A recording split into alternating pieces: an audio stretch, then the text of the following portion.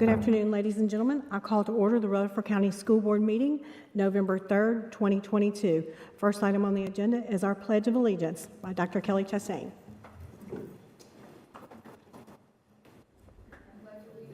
To the flag of the United States of America and to the republic for which it stands, one nation, under God, indivisible, with liberty and justice for all.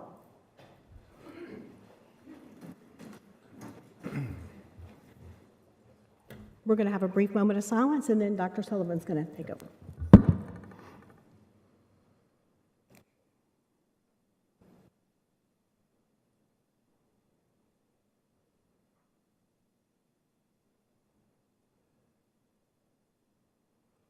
Dr. Sullivan, it's all yours. Yep. So we're going to go ahead and move to, I believe, number 6, recognition. So recognition, the Rutherford County Board of Education boardroom will be named the Joyce Michaels Boardroom in honor of Mrs. Joyce Michaels, who served as the Executive Administrative Assistant to the Director of Schools and School Board from 1986 until 2021. So Ms. Michaels, if you don't mind, would you mind and come take your seat you used to sit in just for a little while so we have a little special thing for you?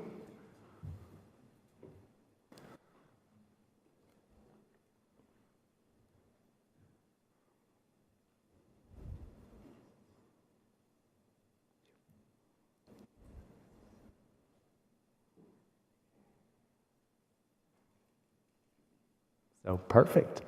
So, Mrs. Michaels, I never got to see you in this role, so this is a good thing for us to be able to do, but there's a couple things that I wanted to be able to do. Even though I've never served as the superintendent or director of schools with you as the administrative assistant, you were still amazing to me when I was the assistant superintendent for curriculum and instruction. So thank you for all of your support, not just for our instruction department, but also for me personally when we were dealing with Declan's illness.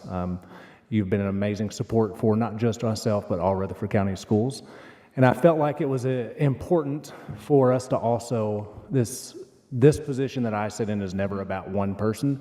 It's always about just the director of schools and the responsibility in leading the district. So I've asked all 4 of the directors of schools that you served with to come take this seat and then just tell you real quick what you mean to them. So we will start with Mr. Spurlock from 2018 to 2022.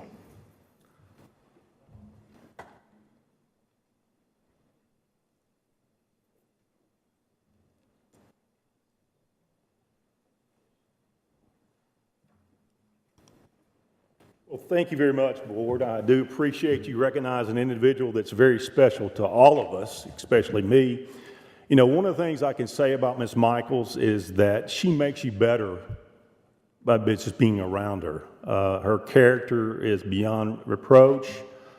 She's always dotting all the I's and crossing all the T's, and making sure that we have a successful school system. You know, when I came here, one of the things I learned very quickly is that she had a plan and she wanted you to follow through that plan, and she was very sweet the way she got you to do that.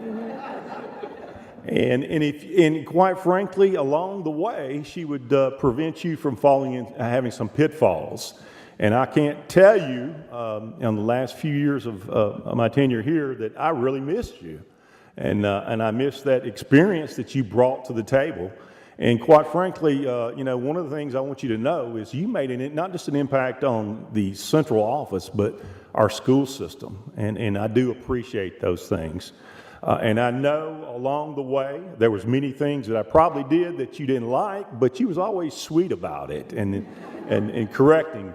And I'll never forget, and I'm going to end this very quickly, we had a parent, I think it may have been my first month or 2 here on the job, that came in, and I was out, and I came back in, and Miss Michaels handled it just like to perfection.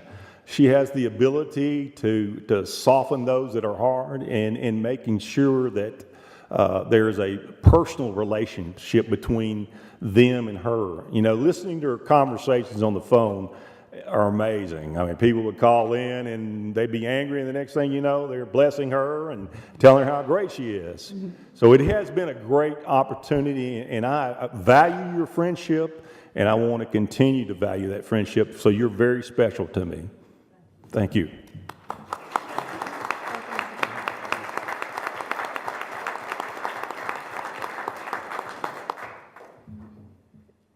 And then next, from 2012 to 2018, we have Mr. Don Odom.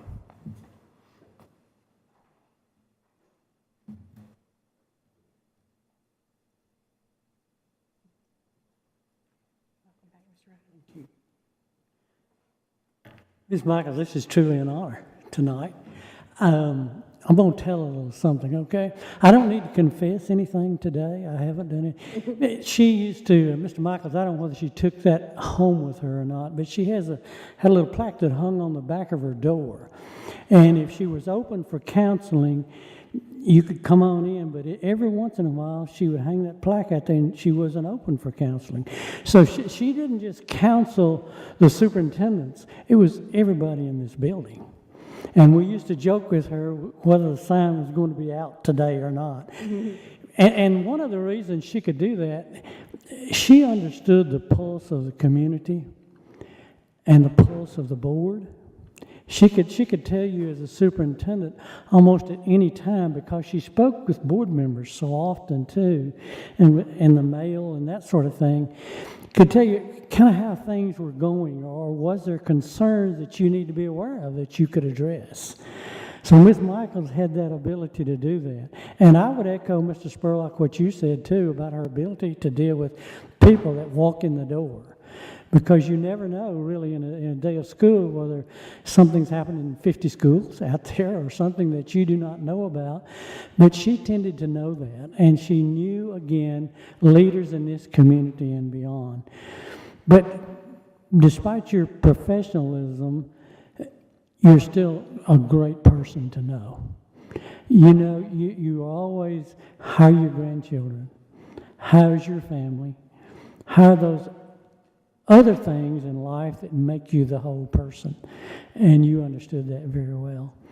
So your contribution to this organization and to this school system is just almost not measurable. And I hope you realize and understand that, because those of us who served with you absolutely understood it and understood what you did for us and for this system. It was never Ms. Michaels first. It was always somebody else. Thank you for what you did for us. Ms.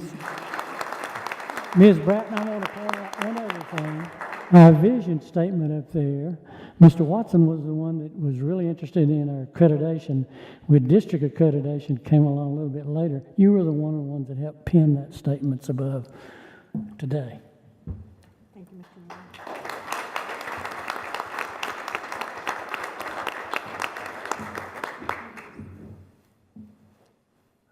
All right, next we have Mr. Harry Gill from 2003 to 2012.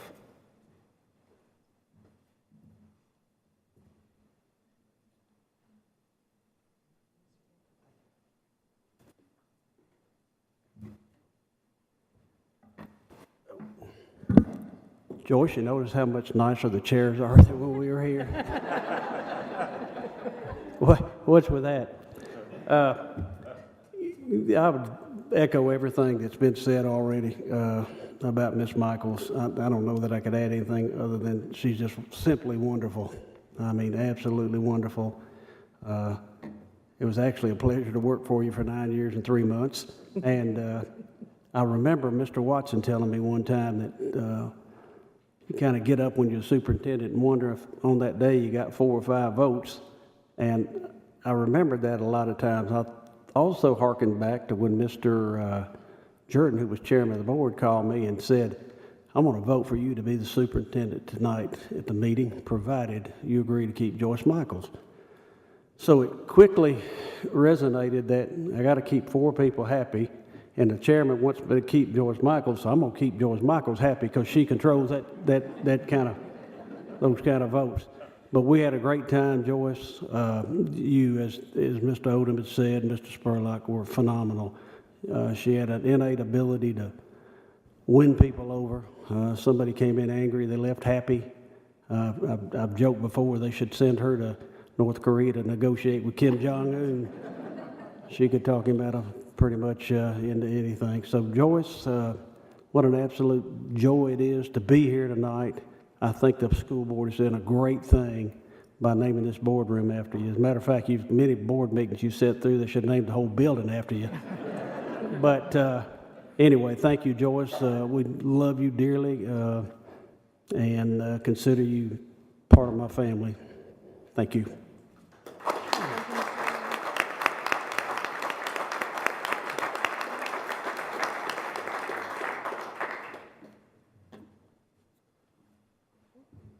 And then last with us tonight from 1997 to 2002, we have Mr. Hewland Watson.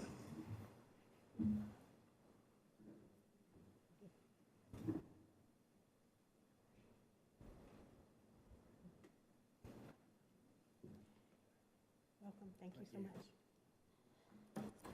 much. I'm going to start earlier than when I was superintendent. I'm going to start when I was principal at Riverdale, and Joyce was a parent to the wonderful, wonderful child of hers named Clay. He was a superb student and active in everything because he came from a good family with good support. I know that. But also there's something else that happened. Our great-grandchildren became under our custody at once upon a time, and we needed help. And guess where we got the help? Joyce and Jim basically adopted them to help us take care of them, and those girls still think the world of Joyce and Jim. And that means so much to us. So I go way back. She was my friend way before I got here. But let me say something else. When I got here, I needed that friend. Oh, Lord. Because we were involved in several things. And, of course, one of them, the commission and the board were suing each other. So that really was a great time to be here. But anyway, Joyce took a green administrator, as far as this office was concerned, and turned it into something that I was very proud of. She supported me in every way, never had a crossword that I ever remember, and she probably guided me many times that I didn't even know she was guiding me, but that's okay. I think the world of her, her family. They are the sweetest people, the nicest people, and the truest people, dedicated to not only to her family, but to the board and to this community as far as being active in the Board of Education and the things that was accomplished. She is a superb person, and I love her dearly. Thank you.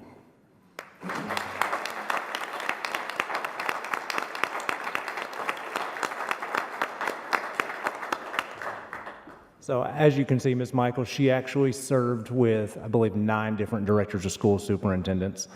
So we're blessed to be able to honor you with that. You also have several county commissioners and former board members as well that are here. So if you served with Ms. Michaels either on the county commission or as a board member, would you mind standing just so that we can recognize you?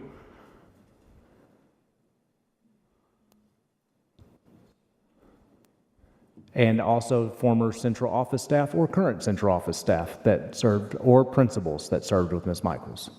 So you can tell you have a world of support. Thank you, guys. You have a world of support here, and it is our honor that every time we have, whether it is a board meeting, a meeting with our community, or just our building open to the community, they will see this is the Joyce Michaels boardroom. So congratulations and thank you for everything that you've done. And if we could all stand, please.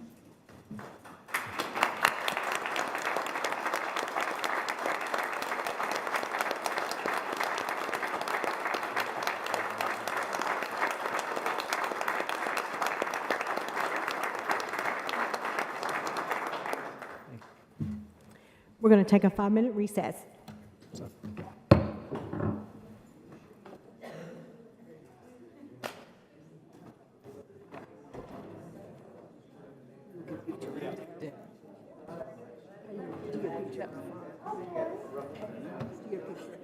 know.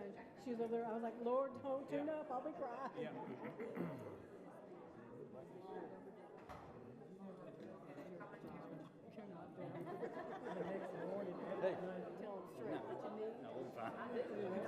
Answer your question, no. It's okay, it's okay.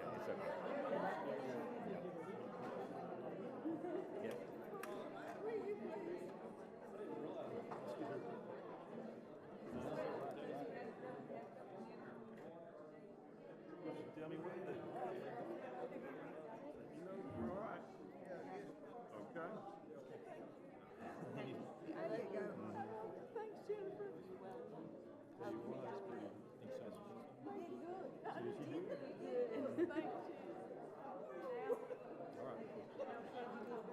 Did good.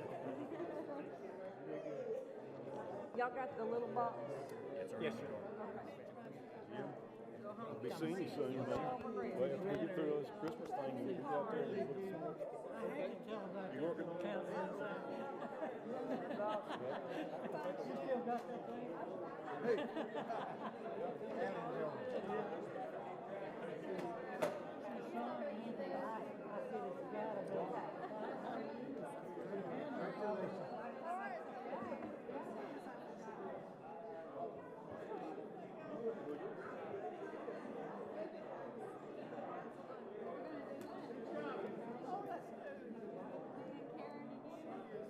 I don't care who comes. We'll bring them all.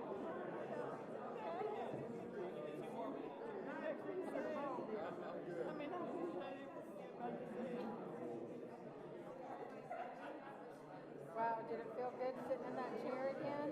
Yeah, I know. I told Brian, I said, "You know how to get out." I know. Well, you Hey, would you make a picture of your mom? Thanks for coming. Yes, we're glad to have done that. We'll see you later, Miss Joyce. See ya. We'll see you later, Miss Joyce. Okay, come by. Okay, I will. You do good. I will. I'll keep up with you. Okay. I need to borrow that walker. I gotta have them both replaced. Here we go. All right, 1, 2, 3. I'm so excited. That was kind of you. Didn't call me. I love you. Hey, get another I picture. couldn't call you. I thought it was gonna be a cold. She's gonna get one more.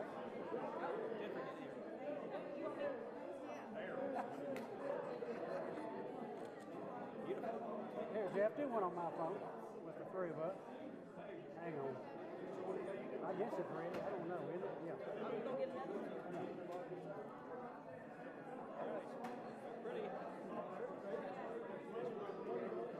We will see you Mark, soon. you want to jump in here too? Love you. Hey, get one with Mark too. I will. I'll tell her tonight. How are you? Good to see you. She's on the jury team, right? Yeah, come on. All right, I want to get in here too. Oh, we doing one more? Yes, we are. Okay, you look good. Come a long way, Mark. Thank you. All right, thank you. You send that to me, please. He probably don't want me in there.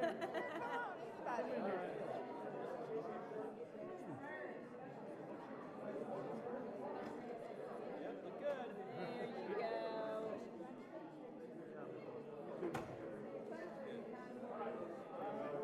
Harry, take one with me and her.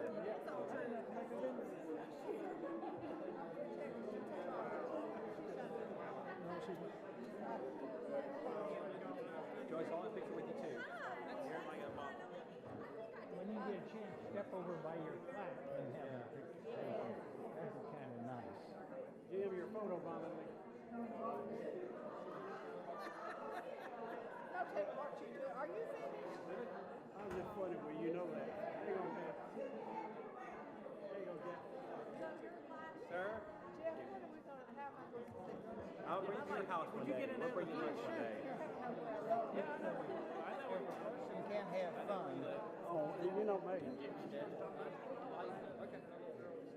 Hey, Jeff, would you take one of me and Jim and Joyce? Come over here by your flag. Okay, perfect.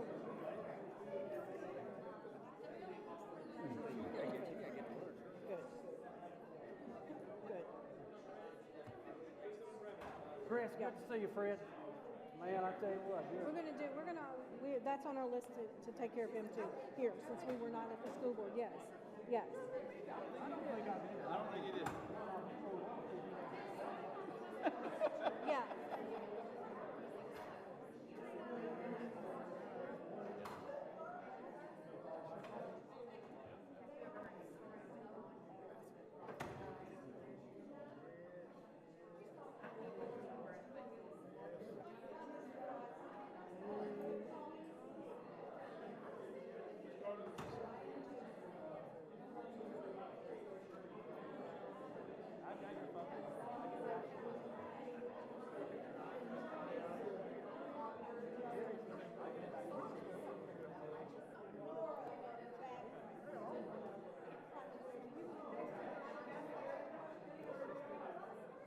I'm going to call this recess in a minute.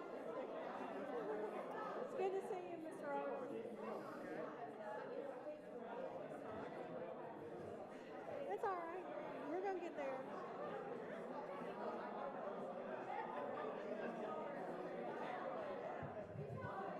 Yeah, yeah. Oh, yeah. Yeah, yeah. It should, things should simmer down.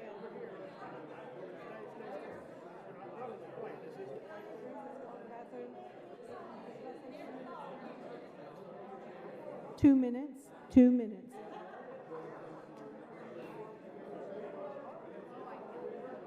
I don't think so.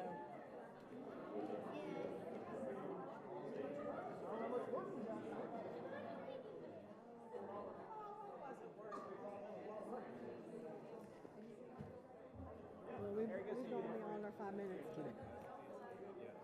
We're coming back live.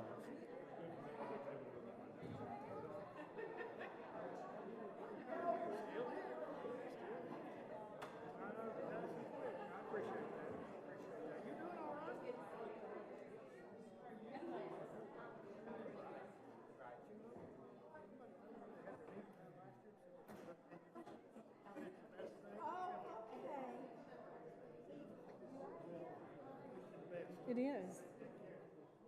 It is. School board.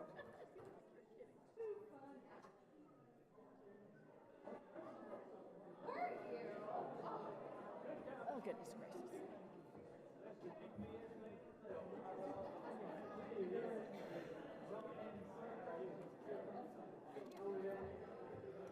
We're out of control on the clock. I'm gonna. Oh, I'm not. I'm just. I don't know what they do back there. If they, I don't know what they do. Maybe they just let it run. I'm not personal. Now we go back to the agenda. Let's see if I can get. Mm-hmm.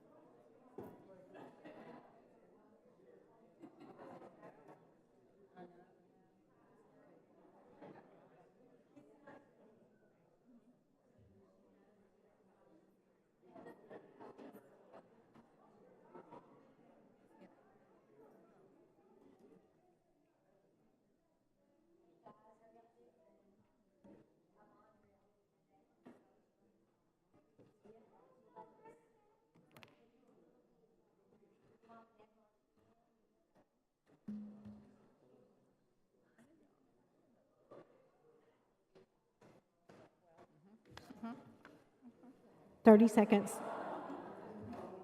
We'll just put in the warning that way, just in case. Do we have any visitors today? Everybody here? Come on. Are all the kids here? Everybody here?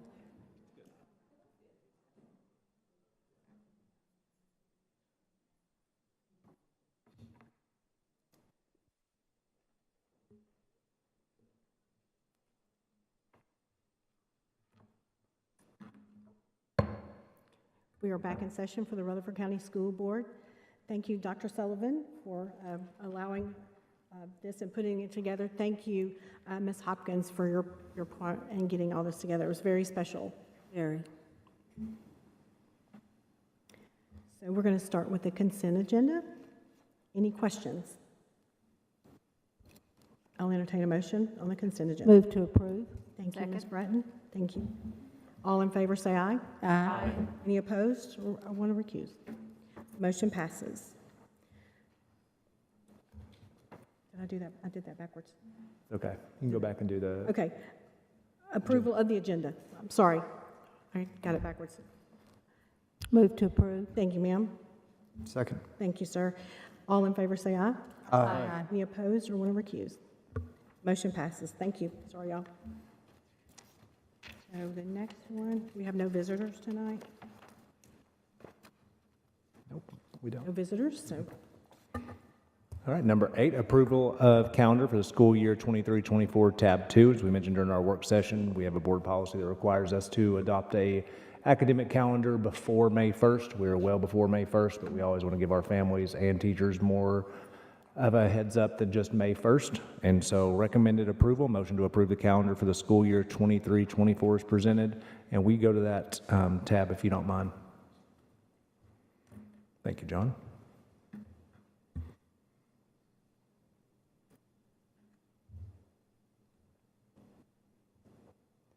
And just as we talked about last time, we have 180 days with students. A teacher's contract is 200 days.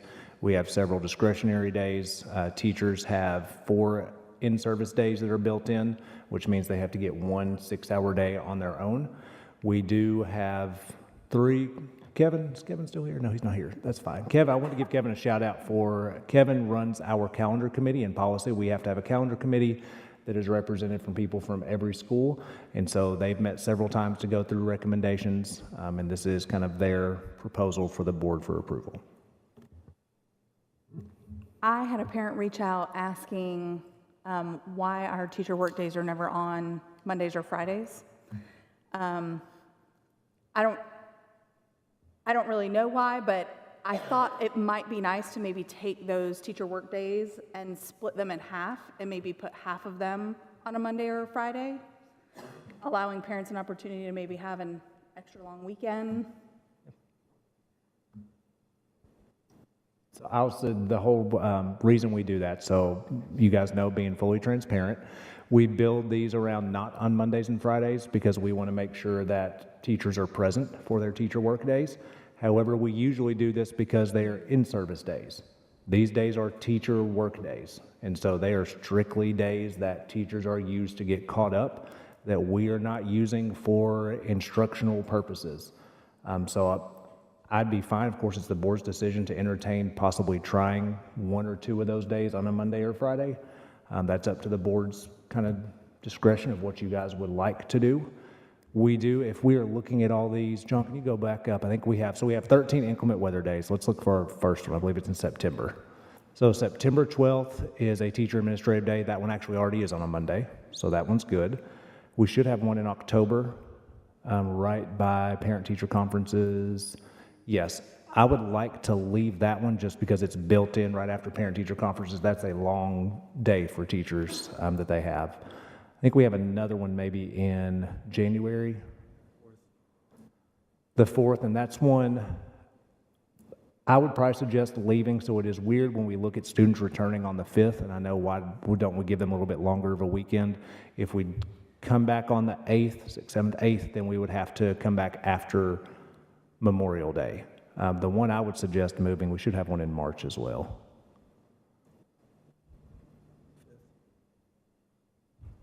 Do we have another one, teacher admin? You had the one on the 5th, March 5th. Go back up just a little bit. It's teacher in service day, so we would have to leave that one. We should have one more teacher admin. So it's on the, so it's on a Monday, so we're good. Never Okay. mind. There's a couple on We're good. It's good. I didn't even realize that. So. Committee did a great job on that. So that was, Fantastic. maybe the committee got that passed without us realizing it. So great job, committee. Very nice job. Any other comments or questions? I have been the chairman of the calendar committee for many years, and this is the best calendar I have ever seen in all my years of teaching and administrating. Somebody is to be complimented, whether it's the committee or whoever it is. This calendar is outstanding, folks, and I make a motion that we approve it. I second. Thank you, Ms. Rosales and Ms. Bratton. All in favor? Aye. Anyone opposed or anyone like to abstain? Motion passes for our school calendar. All right, thank you. And that will bring next school year, we will have 9 inclement weather days. So we should have 9, which, again, if we had to use, we could always go back and ask for a waiver from those. But we have 9. All right, number 9, we have strategic planning. Feels like a decade ago, but the Rutherford County School Board recently held a retreat October 13th and 14th with the purpose of setting a new strategic plan. As part of this retreat, a modified vision, mission, and 5 district goals were developed. Mission, investing in our students for tomorrow's possibilities. Vision, collaborative culture, successful students, empowered educators, and proactive planning. Our goals: 1, provide early interventions that address the student needs and support the whole child. 2, recruit, retain, and support highly effective employees for our growing and diverse student population. 3, increase achievement for all students by providing a high quality and equitable education. Number 4, create efficient operations that optimize the investment in our students. And 5, ensure all facilities provide a safe and equitable space for our district to learn and grow. Recommended approval. Motion to approve the RCS mission, vision, and goals as presented. Any comments or questions? I'll entertain a motion. Move to approve. Second. Thank you, Mr. Tidwell, and thank you, Ms. Rosales. All in favor? Aye. Any opposed? Anyone like to abstain? Motion approved our RCS mission, vision, and goals as presented. Thank you. All right, the next step with that, our team will start working on, because the board sets the goals, and then our team start working on action steps, so we'll work on action steps. We've already been working a little bit, and then we'll bring the formal strategic plan for you to adopt at our December 13th meeting. So, all right, next, not our school calendar, but our annual calendar, tab 3. And so this is the annual agenda. It is not all-inclusive. It is basically just an overview that gives us an idea of where we are going every single month, the things that we need to do. In the future, we will adopt this in June of the previous year, or of the upcoming school year. And since we're already into the school year, we need to go ahead and just give us direction where we're going. Can you scroll on down to November to kind of show you where we are? So if you look at November, you will see what we are looking at. We've approved our academic instructional calendar. We update or adopt our 5-year building plan. Once the report card is available, the state report card is not available yet. It's coming out after the election, but now we've been told the end of November. So once that's available, I'll give you that. Budget amendments, and then we have our TSBA Leadership Conference and Annual Convention coming up. So that's just an example of a monthly, what we're looking at. So recommended approval, motion to approve the annual board calendar is presented. Please note the 23-24 annual calendar we voted on in June 2023. Any questions or comments?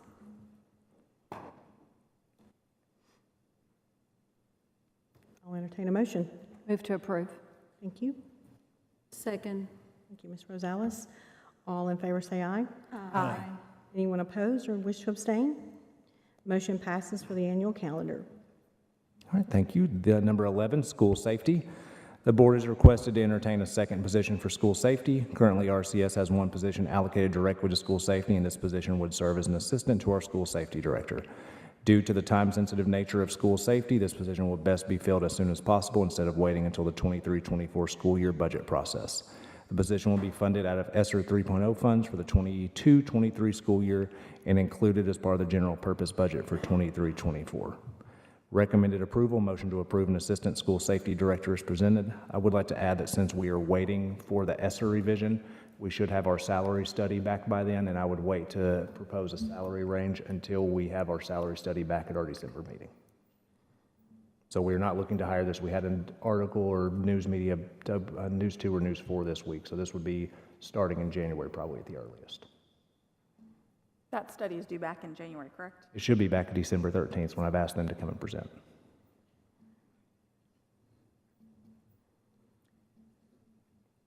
Any questions or comments? Do we know what the outline of this job is going to be? So we should have a job description. Do we have a job description on there yet? We will have a job description once we bring the ESSER funding back to you for approval, because we have to do an ESSER revision first. Really what it's going to be is working with our school safety director and providing just support so that she can have additional areas when we have emergencies, when we have issues, that we have an additional person to help support that. That would be under Patty. Yes, I'll say last week when we had some of the events on social media, I'm not sure how y'all got everywhere you needed to go, because we had several schools that were involved in that.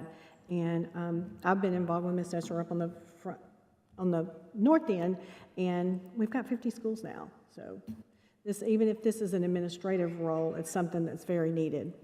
I concur. For most of the districts, I went to a safety conference 3 weeks ago in Brentwood, and the fact that we only have one person for safety is to me, we've done so much with Patty, and Patty is overworked and she needs some help, and she's doing a great job, but she needs some help. No further discussion. I'll entertain a motion. I move to approve, please. Thank you, Ms. Brown. Thank you, Ms. Rosales. All in favor? Aye. Anyone wish to, anyone opposed? Anyone wish to abstain? Motion passes for assistant for the school safety director. Thank you. Thank you, Board. Number 12, school board member cell phones. So several board members have requested a vote on providing a cell phone for school board members due to concerns about FOIA on personal devices. This is a board-specific item and required further funding approval from the county commission and required committees. Estimated cost is $55 per phone per month and $400 one-time charge for purchase of a phone. Maximum cost to be funded through fund balance would be approximately $7,400 for all board members, and minimum cost would be $1,060 for one board member. Recommended approval motion to either approve or deny the purchase and monthly charge for school board members is presented. Questions or comments? I have a little question about the process, and I had spoken, I think, with Monica last week. Could you kind of go through the process of how that works when somebody makes an open records request, technically? Yes, absolutely.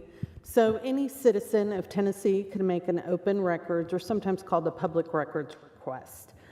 They would fill out a form, send it to our office, the legal department, and then we process their request. So if they request records, they can either look at them or they can obtain copies.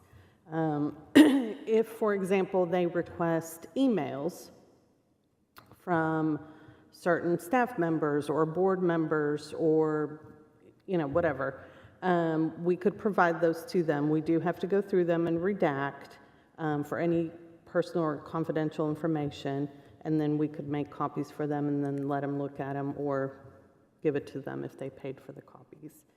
For example, if they requested text messages, let's say we had a citizen that wanted text messages between board members. The way that I would do that is I would reach out to those board members and say, for example, Mr. Tidwell, do you have any text messages with this board member from this date regarding this subject? And then if you do have that text message, you could either do a screenshot or there's an application where we could download those text messages and I would get them to that person, provide them to the person who's requesting. So I actually would not take your physical phone because your physical phone is not a record. So we would never have to give that or provide that or anything like that.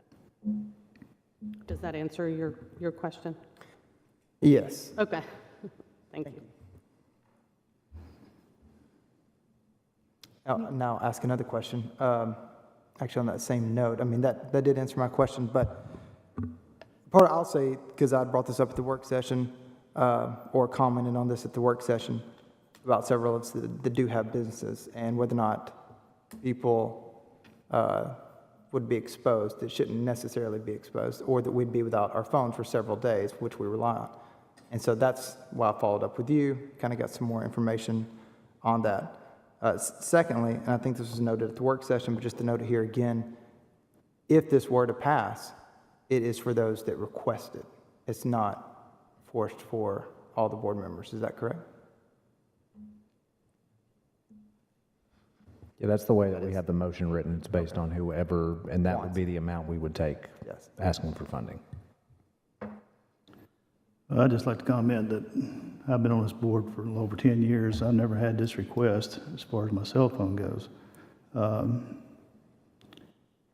really think that we're sending out the wrong perception to our public by asking Rutherford County taxpayers to pay for our cell phones. If we really feel we need another cell phone, I think that should come out of our own pockets, but that's my opinion. I run a business. Like I said, I've never had this issue or concern, so that's my 2 cents. Anyone else?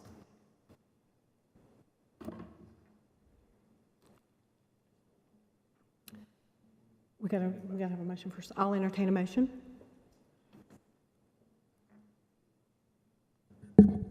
Make a motion to deny the purchase of cell phones. Second. roll call, please.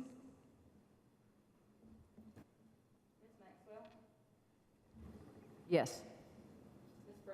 Yes. Yes. Yes. Yes. Yes. Yes. Motion fails. Actually, motion would pass to deny. Pass to deny. Yeah. Thank you. Yep. Thank you for that. Thank you, guys. All right, now we are moving on to Curriculum and Instruction, tab 4. So this is something we started back this summer. Rutherford County Schools online teaching contract. Curriculum and Instruction Department is requesting permission to continue the Rutherford County Schools online teaching contract from January 2023 through May 2023. The contract outlines an agreement between Rutherford County Schools and teachers to provide instruction in online courses outside the regular school day for additional pay beyond the teacher's normal salary. Teachers will receive a base pay for each course and additional payment per student in the course each term. A copy of the contract is attached. Recommended approval, motion to approve the use of Rutherford County Schools online teaching contract to use as an agreement between Rutherford County Schools and teachers. General purpose funds from Curriculum Instruction Department will pay 100% of this contract as presented. Any comments or questions?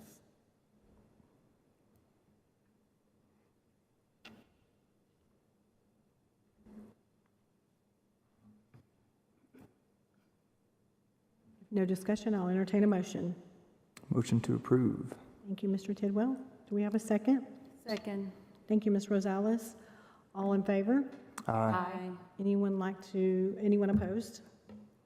Anyone like to abstain? Motion passes for the Rutherford County Schools online teaching contract.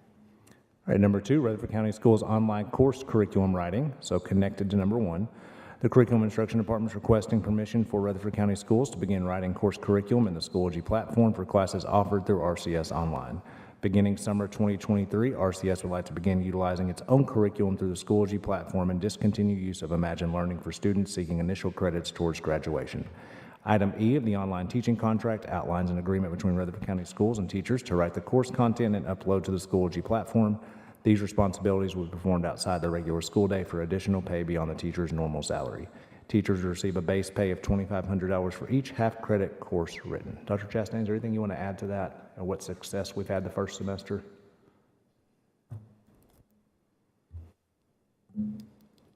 Nothing necessarily to add. It is just a really good opportunity for students that are looking to add those extra courses, and this is a good opportunity for us to control what is being taught through that online portal, so we don't have to use a different group. This is all based on our teachers and our resources. Any comments or questions? This is a very fair amount to write this curriculum. I don't know who came up with it, but it's very generous. And yeah, I'm sure the people who write it will be very happy to get this, but having written curriculum myself, I never got this much money to write curriculum, so it's very fair. Thank you for that, Ms. Bratton. I had someone reach out to me and ask me if it was a fair price for that. Okay. Okay. Any other comments or questions? I'll entertain a motion. Move to approve.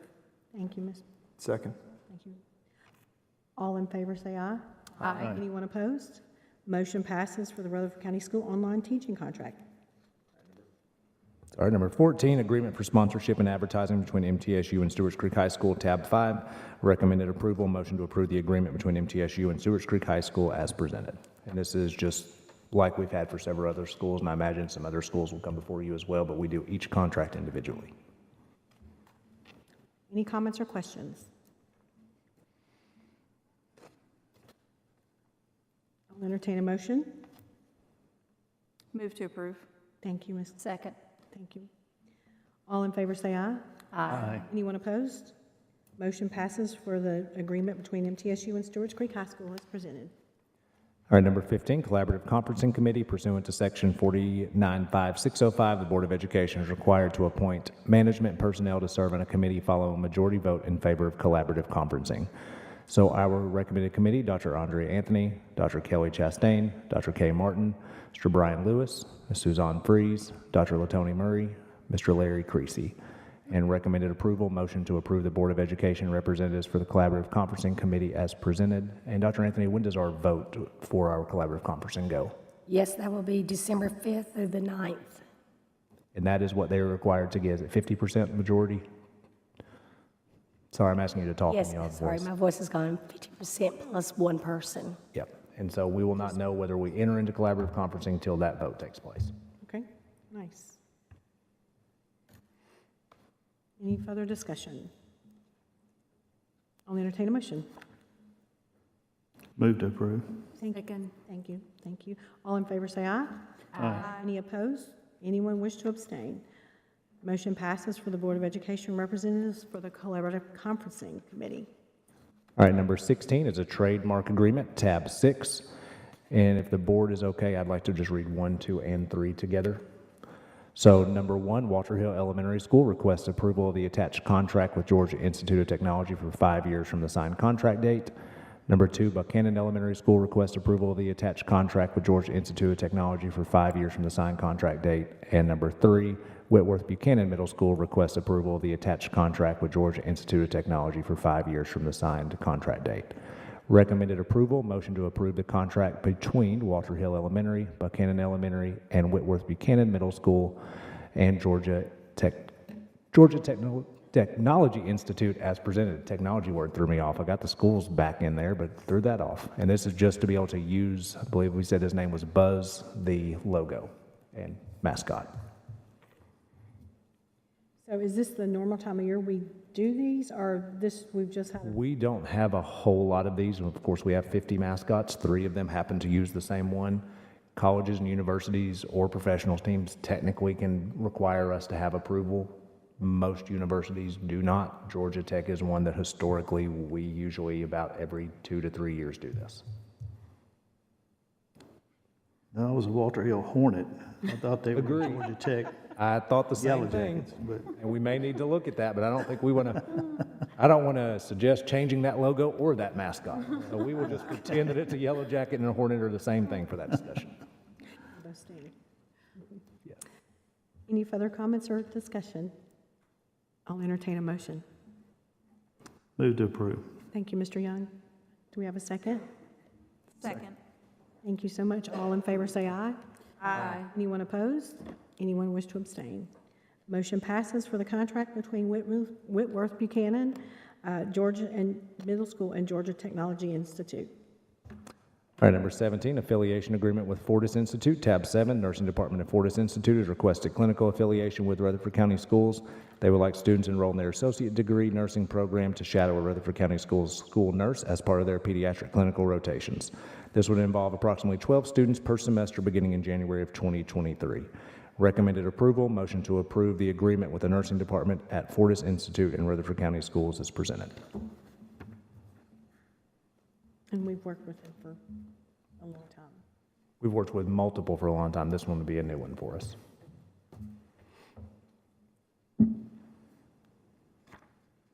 Any questions? How long is this contract? We usually just do MOUs for a year with these. You do, I'm sorry? We usually just do memorandums of understanding for 1 year because it would be like student teaching, except this would be nursing practicum. So then it will have to be approved every year? Usually we have them all come through, and you will get a slew of them on the consent agenda when we are doing MTSU, Lipscomb, Cumberland, all those. This is one just starting in January, not necessarily starting in August. Anyone else? I'll entertain a motion. Move to approve. Thank you. Do we have a second? Thank you. All in favor say aye. Aye. Anyone opposed? Anyone wish to abstain? Motion passes for the agreement with the nursing department and Fortis Institute in Rutherford County Schools. Number 18, legal tab 8. So the first thing that you have, and we had your confidential files for the board work session. You have those back again today. So number 1, the out-of-county transfer student. So this is just one. We only have one this time. And recommended approval, motion to deny the out-of-county transfer for student number 1 as presented.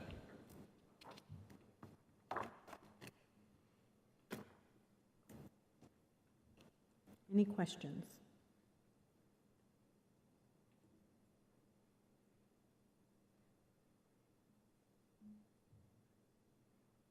I'll entertain a motion.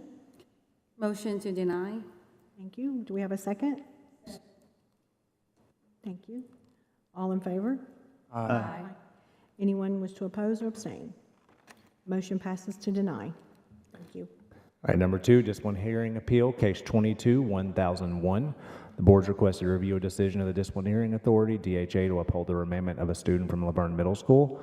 Per policy 6.317, the board may A, affirm the decision of the DHA, B, modify the decision to a lesser penalty, or C, grant a hearing before the board. And then you have a note, zero tolerance offenses as set forth in the statute require mandatory calendar year expulsion or assignment to alternative placement for a calendar year unless modified by the director of schools.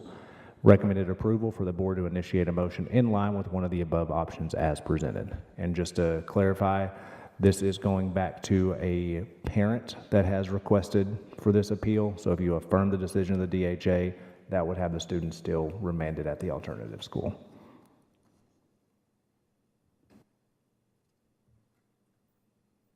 Any questions?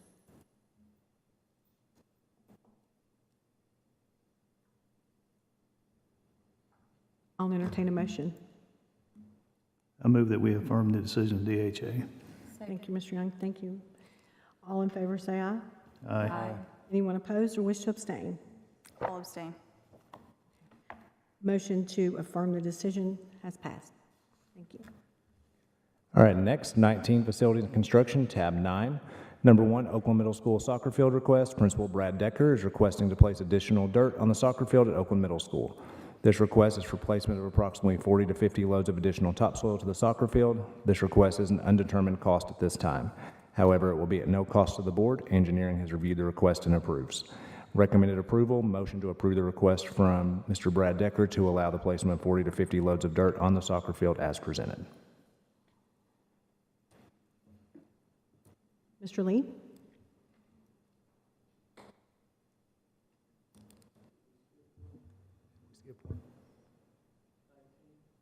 We're on 19. We're on Oakland Middle School soccer field. 19-1. 19-1, Oakland Middle School soccer field. Thank you. Hey, thank you. We could have. Any comments or questions? I'll entertain a motion. Motion to approve. Second. Thank you. All in favor, say aye. Aye. Anyone wish to abstain? Motion passes for the dirt at Oakland Middle. Thank All you. right, number 2, Mr. Lee, you have any more review of property that's been reviewed that you would like to go over? No. And we have a special called, I believe, November 8th. Is that correct? Yes, after the policy meeting. Yes, after. And we'll be updating and showing you the available land we have at our facilities, going over our deferred maintenance and looking to see just some overall project cost and what some of our kind of recommendations would be of top 5 to top 10, and also looking at zoning as well. So that will be November 8th, and we'll get into zoning and portables and that kind of stuff here in just a minute, but I want to give everybody an update on that. So that's going to happen November 8th? Yes, right after our policy meeting, After a policy meeting? but Okay, afterwards. Just to update the new school board members. Yep, that's it. Just to update where we were beforehand. Yep. Thank you. All right, so that gets us to number 3. We discussed this last time, the Verizon radio request. The board has not been receptive to radio towers in the recent past. Verizon's requested a tower at Stewartsboro Elementary, bringing it their request for comments. So is there any extra comments since that time? Is there a wish from the board for me to bring this back for a full vote? Or is there kind of a consensus that that the board is still in a negative light on cell towers, I guess is my question. If the mood of the board has changed, I'll be glad to bring this back as a motion. I was trying to gauge the board's, see where we were sitting at, if we were still not a big fan of the towers or if something had changed is the reason. And it's similar to what we looked at Stewart's Creek. It's similar to what we looked at Central Magnet. Both of those the board had turned down and was not receptive to. It's the reason. I just need your direction, I guess. Thank you, Mr. Lee. I feel like, I don't want to speak for them, but I feel like it's, with the fence around there, it's kind of the Blackman thing. They put the fence around there, and it's hard to mow around. So is it going to cost more labor to mow around that than we're actually going to receive for putting the antenna there? This is actually one of the round ones. It's not the big tall one that we would actually receive funds from. This is one of the ones from like Verizon or AT&T. There is no funding coming to us for this one. It's very similar to what the city, that was proposed at Central Magnet and the school and the city both turned that one down. The city of Murfreesboro was not in favor of it. When we proposed the one at Stewart's Creek, the principals came back and they were not in favor of having that one as well. So it's back, this is actually a Verizon request versus the big tall ones that where we could potentially reap some money. This one is at no benefit. Well, I shouldn't say it's no benefit. There's no financial benefit to us as a system for this particular tower. I spoke with the principal of Storesboro and asked her input about it, and she hopes that we are still in the consensus of not bringing this to the property. So I thought I it'd be think good to that know what says the it all, input. Ms. Rosales, if she feels that way. And I liked what Mr. Tidwell said last time when he was asking the questions, and then we found out there is nothing There's no incentive. financially that we would gain from this. There's And nothing to gain. I think we pretty much all feel like we're still negative. That's fine with me. That's all the Yes. information I need. Yes. Okay, we're going to move number 4 to number 5 to number 4. I'll get Yeah, it. just to help us in order, so we are going to move architectural design fees down because it fits better, because it's all zoning related. So number 5, bid number 3627 urinal screens, and we got several emails about this. So I did just want to clarify, when we were discussing comments in jest about the urinal screens, it was not that we were not taking those situations privately or taking them, what's the right word? Seriously. There we go. Talking about urinal screens, so totally get it. Seriously. Not taking them seriously. It is truly around the wording and the description the manufacturer did. So apologize for any type of confusion there. So we have bid number 3627, urinal screens. Engineering Construction is requesting to fund bid 3627 that was approved on 10/12/22. This bid is for the urinal screens at 42 schools at a cost of $175,607. The project was not included in this year's budget, so engineering is requesting to use Fund 177 fund balance to fund this project. And so we have a recommended approval, motion to approve the funding bid 3627 for $175,607 from Fund 177 fund balance as presented. This would require us going before the required county commission committees and county commission for further approval. Any comments or questions? I do. So Dr. Sullivan, can you explain again why you recommended to the board to not move forward with this? Yes. Just to understand Yeah. what you were trying So to. my recommendation, again, is not that we don't need the privacy. My recommendation is that we have some things that are much more of a dire need this moment right now, such as HVAC, roofing, that yes, privacy is important and it's something we want to make sure that we take seriously. But when I'm looking at those and thinking about how long this is also going to take to install, are these things that we could just include in our 177 account the next year and hopefully be able to get those things taken care of. And that was my question, is if this was something that we can include in the budget for 2023 and 2024 calendar year. Yes.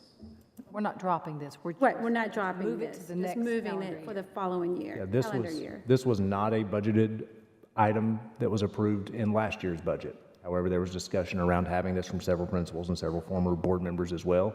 And so in order for us to give funds for a project that is not currently in our budget or in our 177 fund, we'd have to pull the funding from somewhere.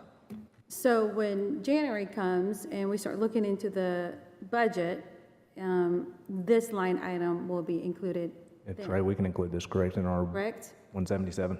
Well, it depends on where you want to put it. If you want to put it back in 177, I would let you weigh the options of this project versus another.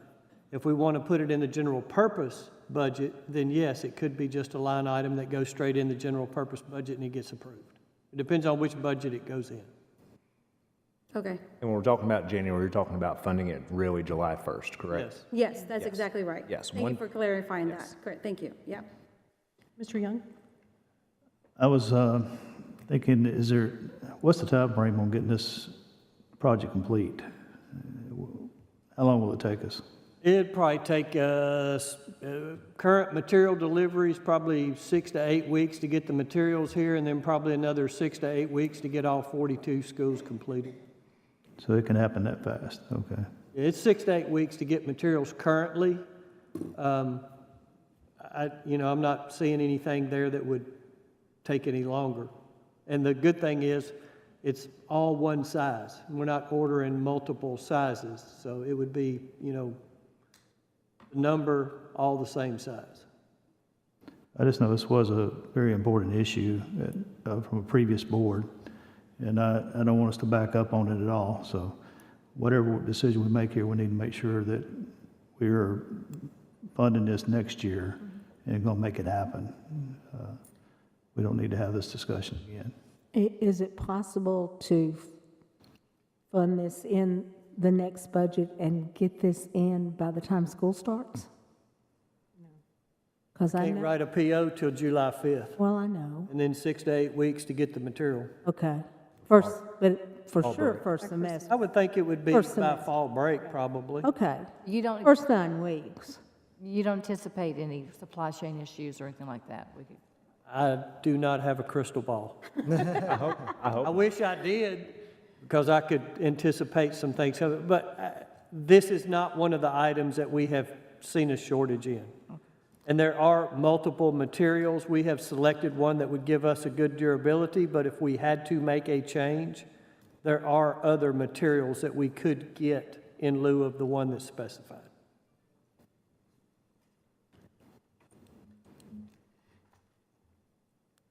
Any more comments or questions? I'll entertain a motion. So I make a motion that we move this item for next year's budget to be included in there. You want to table it till next year? Yeah, table it to next year with the caveat that it will be included, because we can table it, but I want You want to to come be back? sure that it's going to be in next year's budget for if we table 2023, 2024. Date in there. Can we table it and put a date to bring it back on the agenda? That's fine. Yeah, we can if you want to, probably during the budget cycle, so we have our calendar set. Let me see what would be a good time to make sure that it's included real quick. March. Yeah, I'm looking at March, probably the March 9th board meeting. So the motion on the table is table to March 9th. Can we get a second? Second. I do have one other question before we vote. Oh, sorry. Is this not something that could fall under ESSER as being a safety issue, or? I doubt it, because ESSER 2 would be the funds that have to come out of the capital projects portion, and the ESSER 2 is for the most part, it's pretty much spent. ESSER 3 is the one that's truly the learning lost portion. I will look, I'll get with Mark and see if that's something that we have, whether it's an indirect cost or what is still left. That's a good idea in ESSER 2 to see what is truly there, because that does have to be spent by June 30th, 2023. Let's please investigate that before we Yeah, vote I on can do this. that. I'll give you an update on that at November 22nd meeting. Good idea. So we're going to move it to November? Yeah, table till November? Yeah, that'll work. I'll give you an update, and then we can table it to the March 9th if we need. Okay, that works. We have a second. Do I need to withdraw my motion? You want to restate it? Yes. So let's table this item for November so that we can get an update from Dr. Sullivan in regards to the funding for it. No, second. Thank you, Mr. Young. Thank you, Ms. Rosales. All in favor? Aye. Aye. Anyone wish to abstain or oppose? Motion passes to table to November. Thank you. All right, now let's go to architectural design fees, and if it's okay with the board, I'd like to just give a little information first to kind of give you some ideas of where we are. So this all got brought up at our work session and somewhat during our retreat, because I felt like we needed to get moving with some type of plan. I don't think anybody wanted to, especially if our new board members come in and just rezone right off the bat. However, sometimes when we get into things, we realize that there are decisions that need to be made to get us moving because we have problems we have to solve. And so there is no perfect plan, but we have kind of been stuck the last 12 months, and we need to get moving, and I need direction from you all on moving some direction. There's a couple things I just wanted to bring up. One, zoning is a process, and so it is not something that we can just do overnight with zoning. With the way that we have done zoning in the past is that we ask our staff to come up with multiple plans, usually about three proposals. We then present that to you at a board meeting. We then have community events, and oftentimes, because you all are elected by constituents, when we have those public events, changes are made to the zoning plan. So it's a multiple month process. We normally are much further along than this, because again, that's nobody's fault. We didn't necessarily believe we were going to be here. Another thing I just want to caution you about is when we're talking about rezoning, if we are rezoning only one grade band, we have transportation that we have to look at, and we're already right at the border of filling all of our routes. We want to make it so that we don't have student buses that are crossing over, one going to Browns Chapel, one going to Stewart's Creek, and they're crossing over each other multiple times. Another issue to talk about with rezoning is the board in the past has usually allowed grandfathering, especially for your kids that are at that next grade level. So we may look at rezoning, and allowing that grandfathering option may not give us the relief that we need. So it's something we would have to look at. And the only other thing I would just throw out there is that with elementary school students, these students that we talked about at our work session, yes, high school students because they're in their course and they're in their different trajectories with moving on for graduation, but elementary school students are very fragile. And so moving a kid, let's take again that third grader right now who hasn't had a traditional school year really except for right now, and then we potentially move them into another school.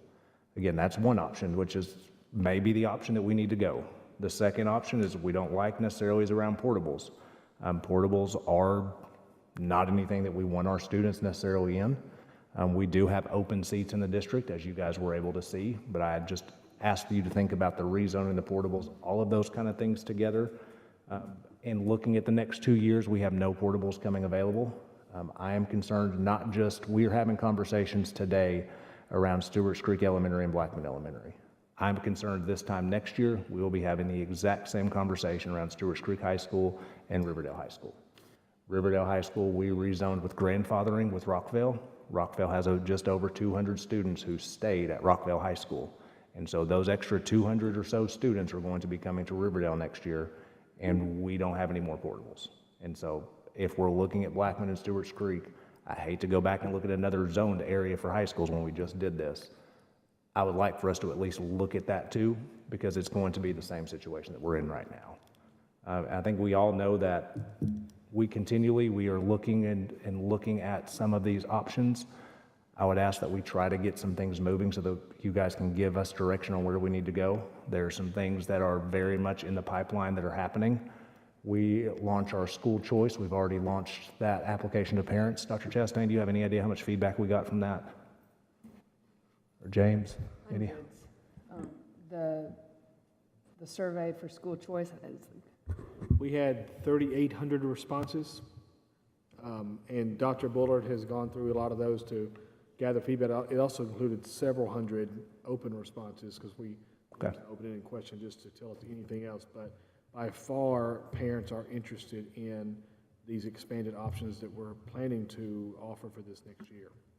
And by talking about school choice, the reason that comes up for this discussion is we have open seats at schools, and we're going to publish open seats at schools, and by state law, we have to publish open seats. We used to say zoning, but really now we're calling it choice. And if we are publishing seats that may not be there because of zoning, we need to know if that's the direction we're moving. The other portion of that is involving budgets. Our budgets start in January, and it is not just strictly from schools asking for financial things. Schools are going to have to ask for teacher positions. We'll have to move textbooks around. There's a financial cost to rezoning as well. There's a financial cost to everything. We just need to have that information so that we can make an informed decision to do what's best for our kids. Shane, I know you're kind of our master planner, if you will. So Shane serves as most of our new board members, you may not know Shane. Shane Morgan is, where's your official title? It's ridiculously long, but. Coordinator of planning and, or zoning and boundary planning and enrollment forecasting. It's about like that long. Yep. And so Shane actually is not a full-time planner for us. Shane also serves in the attendance department, and you actually serve as the president of the attendance Yeah, I'm going to be made president of the attendance conference for the state of Tennessee. And so just wanted you to know that if you hear why in the world do we have a full-time planner, but we are in this situation, Shane is also a huge portion of our attendance department. So I asked Shane just to give us a quick overview of kind of what planning looks like for him so that you all would know if we need to look at rezoning, which is probably a very viable option right now, what we're looking at time frame ways to give us an idea. So in the spring, the board that sat at that time chose to hire RSP as a consultant and to give some advice on long-term solutions for the next 5 to 10 years, I believe. That process is still ongoing. In fact, I just shipped them another file full of information just today for last year. We have given them everything that they've asked for within 24 hours of the request being made. That's one part of it. About the same time that we changed directors, that process had started, had really just kicked off, and they started asking for information. The very first thing I told Dr. Sullivan when we had our first meeting between us was, if we're going to do some rezoning, we have to start it right this minute. Any other time that we've done zoning for the last 14 years that I've been here, we start right around June or July to formulate tentative plans and bring them to the board so that they have at least 3 options to be able to go kind of kick around a couple of times, see what they like, kind of go through the numbers and see what that looks like to the various departments in their organization. And then we kind of pick a couple and go to the public with them. In this particular case, if we were affecting anywhere between 2 and 7 elementary schools, as I understand it, we could be looking at anywhere between 3 and 7 community outreach meetings. We don't really know how extensive this could be, but the views that Dr. Sullivan and I have had of this situation, it's going to be very hard to catch dense areas of the population and pull them from one school to another. And it literally is geographically where those schools are located. The next part of that would be going into the fall, and we probably wouldn't finish all of our public meetings and to give you guys time to make up your minds what direction you want to head until early January. That's generally when things happen. In this particular case, we're 4 months behind. So we would have to rush it. The problem with rushing it is you have a lot more opportunity as staff members and as board members to make mistakes. And my biggest concern, in talking with Dr. Sullivan, it sounds the same, we could be making crossover errors with the consultant that's already been hired to do this job for us. We expect them to come back to us in a couple of months with a plan of how they feel like we're supposed to go forward. If we make decisions about zoning in the middle of their process, they have to start their process over again. That's a huge concern. So that, coupled with Dr. Sullivan's statement about how fragile students are at this age, and also our timeline, I'm very concerned that we could be making some pretty big mistakes. And I just wanted to kind of give you an idea timeline-wise. Again, it's not that I'm not for rezoning, because I totally understand where we're looking at funding additional schools and additional projects when we have open seats in our county. We have 450 seats sitting at John Coleman. We have 450 seats sitting at Plainview. And so that is a hard balance that we just, as a board, and then I will just need direction on which way do you want me to go? Because I understand that's a hard, and that's just one example of where we have.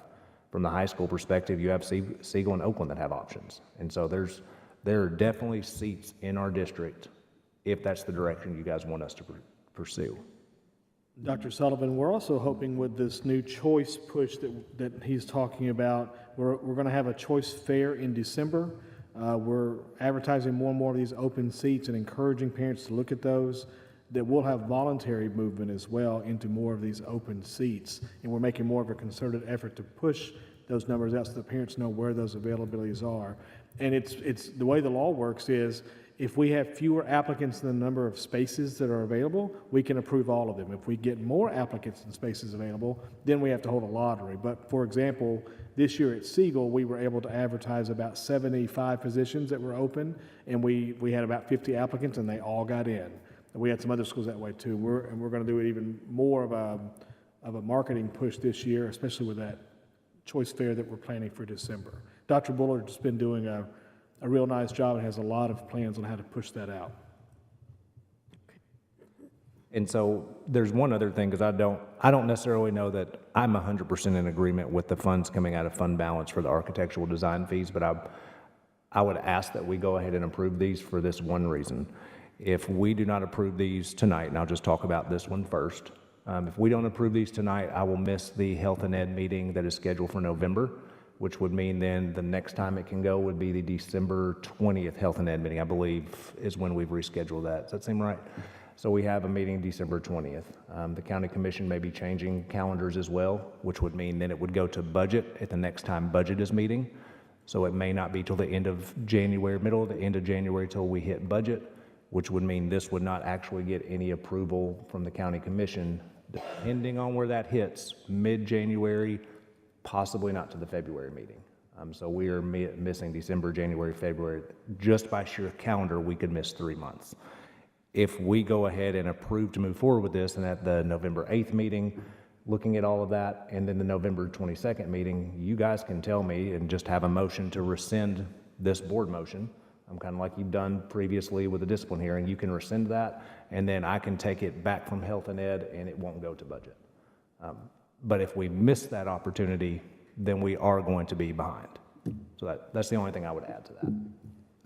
So let me make sure I understood what you just said.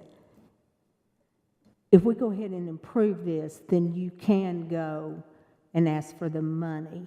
But if we don't, then we're going to be 4 months behind in case we need this at some point.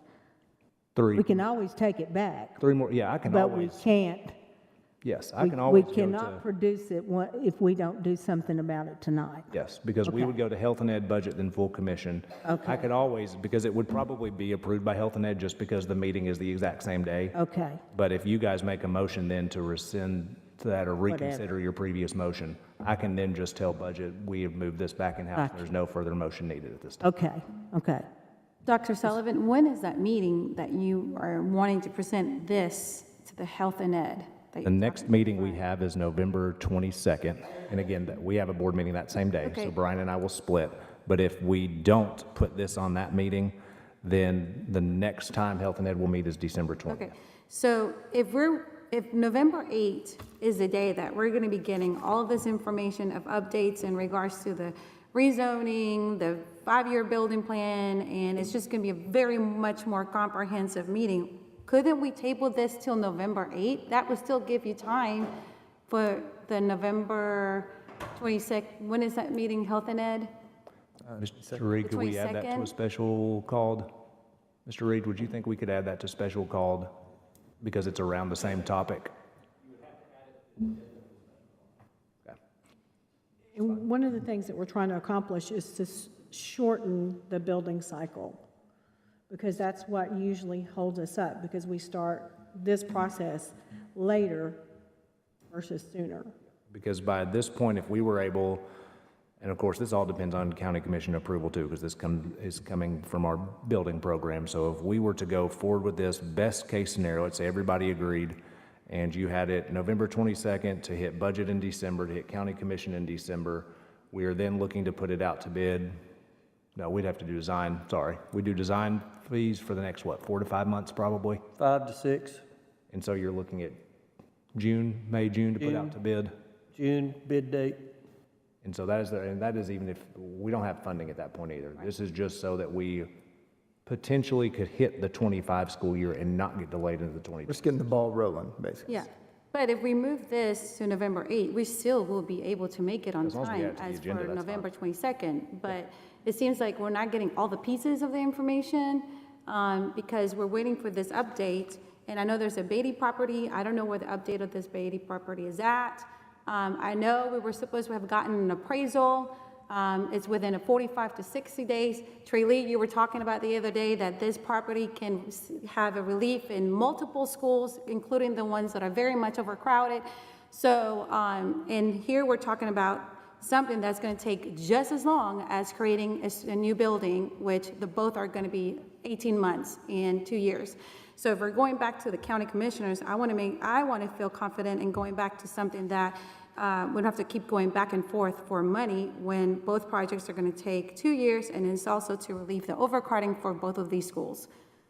So that's my whole argument of why putting this item till the November 8th. I don't think there's any issue with putting until November 8th at all.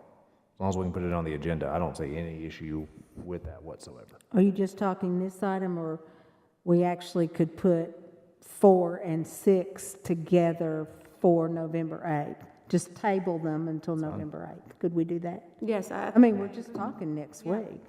Yeah, just 1 week. yeah, because I agree. Yeah, If I we make a can- motion that we table architectural design fees and portable purchase until our special called meeting on November 8th. A second. Second. Yeah. Yeah, All in you got it. favor? Tidwell, you got it. We got it. All in favor, say aye. Aye. Motion passes to table to November 8th. Thank you. Ms. Hopkins, if you'll just add both of those to the agenda. Thank you, Shane. All right, so now we will go to Fund 177, and actually the only portion of this that we will need is we will just do the first portion. So after it says the request is presented with budget, and it also budgets 1.6 million from 34,685 committed for capital projects, we are going to scratch that if that's with everybody, because that's to fund portables. So if we're tabling portables, then we don't need to fund portables with an amendment right now. You also need to keep the very last sentence. Okay. So if the board is okay, we will scratch out, and you'll probably have to, so this is just my individual comments right now. I'm going to scratch. It also budgets 1.6 from 34,685 committed for capital project fund balance to education capital projects 99,100, 732 building purchases to procure additional portables for classroom space. You want to keep that last sentence, in addition, attached 177 budget amendment spreadsheet show amounts to be amended internally between projects. That's some because other that's Smyrna High things that School. we're moving up and down, so that needs to stay. That's Smyrna High School stuff too. Yes. And so then in the recommended approval, and then we'll go back to actually reading our stuff here in just a second. It would be exactly the same thing. So we would go to where it says also to amend 1.6 from 34,685 committed for capital projects, fund balance to education capital projects 99,100, 732 building purchases to procure additional portables for classroom space. Mr. Reed, is there anything I messed up on that? Are we good? So, all right, now I will read it and answer questions then from there. So, all right, so Financial Matters, tab 10, Fund 177, Capital Projects, Budget, Rebudgeting Prior Year Encumbrances.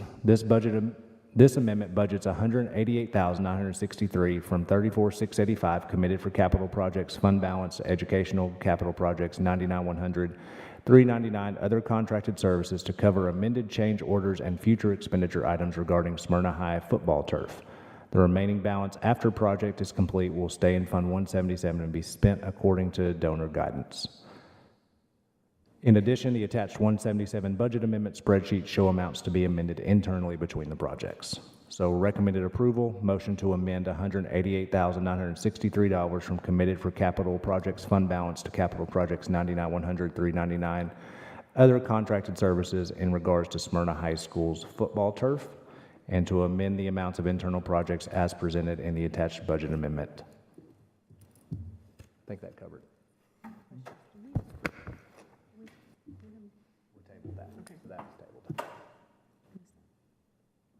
Was this part of the donation money that It we was. got? This is exactly what that is. This is the I donation. wanted to make sure I was, 100% correct.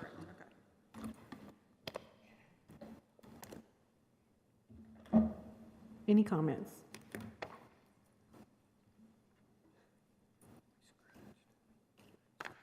I'll entertain a motion. Move to approve. Thank you, Ms. Second. Thank you, Ms. Maxwell. All in favor? Aye. Anyone wish to abstain? Anyone opposed? Motion passes to amend the $188,963. So thank you guys for being flexible as we work through that instead of tabling it like to November 22nd, because this allows Smyrna High School to get moving. So thank you for your patience on that. All right, number 2, grant writer position. The Budget and Finance Department would like to request a grant writer position. The purpose of the grant writer position would be to identify the potential of new funding sources, development of fundraising resources for existing and proposed programs and or services, writing grants, collaborating on grant applications with various district programs, and processing, monitoring, and coordinating required report evaluations on existing grants. The proposed position will be funded through ESSER 3.0 funds, will be pending our December 2022 ESSER revision to TDOE. Recommended approval, motion to approve the job description for the grant writer position for the remainder of 22-23 school years presented. And again, thank you, Mr. Tidwell, for bringing this idea. Good idea. Any discussion? Will we be tracking this to make sure that we get our money's worth here? We will, and if we aren't, then I won't include it or won't recommend it to be included in the 24-25 fiscal year if it's not meeting its return on investment. Thank you. And we can contact them and say, we need a grant for this, or we need Yes. a grant for that. Yes. I'll entertain a motion. Move to approve. Thank you, Mr. Young. Do we have a second? Second. Thank you, Ms. Maxwell. All in favor, say aye. Aye. Anyone wish to abstain, or motion passes for our grant writer? Thank you. All right, next, we're just going to look at a couple financial things. So if you guys will look at our financial report for October, it says template in the very top, so it looks like this. In the very top, it says Rutherford County Government Statement of Expenditures sum by object 1 line. And so this was run on October 31st, so on Monday. And it has 4 pages, so it starts off with Fund 141 General Purpose School Fund. 4 pages, looks like this, a general purpose school fund. Yep. Yep. Like, I didn't see. Sorry, looks like this. Should be at the very bottom of your stuff. Yeah, right there. Those two. Got We it. have 2 pages. Yep. Yeah. Maybe mine's all stapled together. That's probably what it is. So maybe you guys have a different one. Let me see what yours looks like.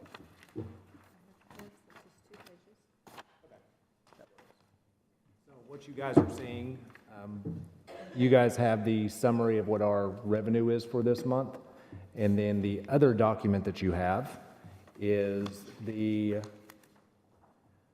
lunch cafeteria. So you have 141, the general purpose school fund, and then you have 143, general cafeteria.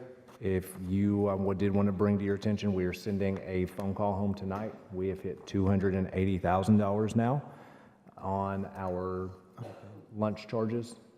And so we're at about 280,000. We got under 200,000. Now we're back over 280,000. When you were looking at these numbers, and these were run 11/2, so November 2nd, yesterday, if you are looking at percent of average, we are bringing in more revenue right now because we are getting close to the property tax end. Sales tax, of course, is also going very well, as you will see. When you start to look at expenditures, if you'll flip over to the second page, there's a couple things, so we're on 141, the 2-page document. That was my fault. I had the expanded portion. I'll move that out of the way. So on the second page that has our expenditures, you will see percent of average to the right, and that was much higher for the month of October than it has been for our average for the year. But I do want you to pay attention to the year-to-date percent of budget. So this being run on November 2nd, we have gone July, we've gone August, September, October. We're roughly 33% of the school year, and you will see most of those line items are pretty much in line to where our general purpose school budget, we're at 33.91%. And so pretty much right in line with what we budgeted. There's a bigger expenditure this month, especially for 71-100, because we were expounding and we added Blackman Elementary School to those hard to staff school. So that's one reason you see a higher percent of average. If you look year to date from this year to last year, our personnel line is about 15% higher than it was last year. but I want to bring up that the board approved a 5% raise last year. We also funded 180 additional positions, and then we also have had to staff a little bit differently this year. So that is not surprising that we would be 15% over where we were last year, considering we had so much, so we still have openings, but we had so many openings that I appreciate this board and our previous board has been very flexible in making sure we kept classrooms full.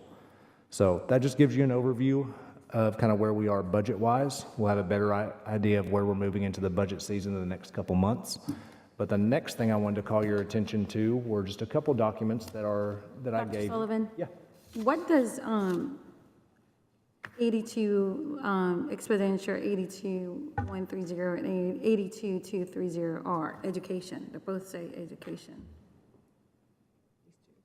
On the Yeah, expenditures. I'll look to see what that expenditure line item is, because I don't Okay. have all the line items memorized, but I will look to see and email that to you.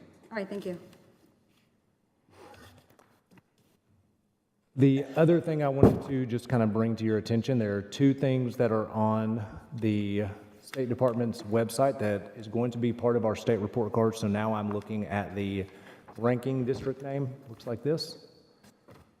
So ranking district name, this is no longer on the Tennessee Comptroller's website, which tells me they are about to update it for the 21-22 school year. You can always go to the Comptroller and find this. This takes all of our districts in the state of Tennessee that report. So you have 142. There's really 147, but we have 142 on this sheet. And it ranks all districts on per pupil expenditure. It is not uncommon to see your special school districts and your city schools at the top of this list. City schools get funding from the county schools, and then your special school districts often have their own taxing authority or an extra property tax or some type of tax added on to their fees. So that's not that shocking. You will see Franklin Special, and although we are not Franklin Special, they are the top. They are a competitor for us for teachers. They pay $17,643. As you look down, you'll kind of see Murfreesboro City is $11,528 per kid. You will see we are all the way at 117. And so we, per student, pay $9,729.13. And again, this is based on the 21 data because that's all that is there right now. The state sent this to me on Tuesday. I think that is a couple things. One, we do an amazing job with our funding. We appreciate what the county commission gives us for our funding and our state, local, and all those different things. But I think it's good for our community to see, and this has always been a point of pride for Rutherford County, but I do worry that as we continue to grow, if we continue trying to operate like we are a small district, we are going to fail in areas that other districts have already failed in. If you're looking at per pupil expenditure, I never would have guessed that we would be behind Grundy County, and no offense to anybody there, but they're in the 70s. And some of your small districts have difference. I wouldn't guess we'd be behind Murray County. And so on this, we're 117 out of 142. Connected to that, though, and this is a shout out to our school board and our county commission for approving this, the other document I gave you has Tennessee State Board of Education on it.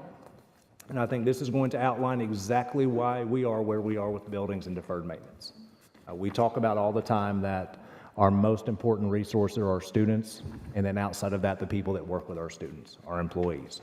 So this is the Tennessee State Board of Education that just came out. I just wanted to give you it's like a 50-something page document. I wanted to give you the most important ones to us. Page 6 gives you the law that says they have to do this. But then page 18 is next, shows you the general trend for 17 years for compensation. The general trend for the Nashville area has been decreased funding for 6 districts with 3 increasing. We don't necessarily know which ones those are, but I thought it was interesting to see how the different areas or regions of the state of Tennessee did. If you'll flip over to page 20, you'll see where Tennessee ranks from 1920 to 2021 as far as average annual salaries of instructional staff. This includes teachers, principals, and supervisors. And so you will see we're behind Virginia, behind South Carolina. That is increasing with our General Assembly's input on extra staffing, hopefully with TISA as well, so I imagine that will increase. And then if you'll flip over to the next portion, and again, this is the showing you our region. So I liked this document because it shows you fiscal year 2004, then fiscal year 21 and fiscal year 20. And it kind of gives you an idea of teacher salary, their beginning salary, and looking at where we ranked compared to where we are now. And again, this is your average salary. So our average salary has gone from $39,782 to right when I began teaching to $52,734. So that is an You were increase. higher than Davidson County on 21, on fiscal year 20. And then they had a 33% Oh. property tax increase. In that, we're 4,000 behind, but Been there, that. we're not doing that. So Never. we were. But the next, reason I called your attention to this is if you'll flip over to page 37, this gives you every district in the state of Tennessee, and you will find us, let me go back to where we were. This is just in system number, and by system number, that means nothing other than this is what the state number they give us for TCAP is the best way and for accountability that I know to tell you. And so if you're looking for Rutherford County, let me find us real quick. 750 is our accountability number. And our average salary last year was $52,734.57. You will see we are well above the state average. That actually ranks us, I believe, when I counted this, 14th highest for teacher salary. And the reason I wanted to call that out was that as a district, we receive 117th out of 142 per pupil expenditure, but our teachers are still compensated 14th in the state. And so if you're looking for where's the disconnect, why are we getting funding, but we're in the shape we are with deferred maintenance, there's your gap. Our gap is we are funding our people, because those are our most important, but our funding is not going to our buildings and deferred maintenance. When you're in the bottom 25 of districts in the state for the funding that you get from state, local, and federal, that's everybody together. That's not just our local, that is everybody together. That's where we are. We put our money passed into our people. So just felt like that was just some interesting information to have. I have a question. How will TISA funding shake this up? Great question. It should improve us because we are a bigger district with more students and our outcomes should be better.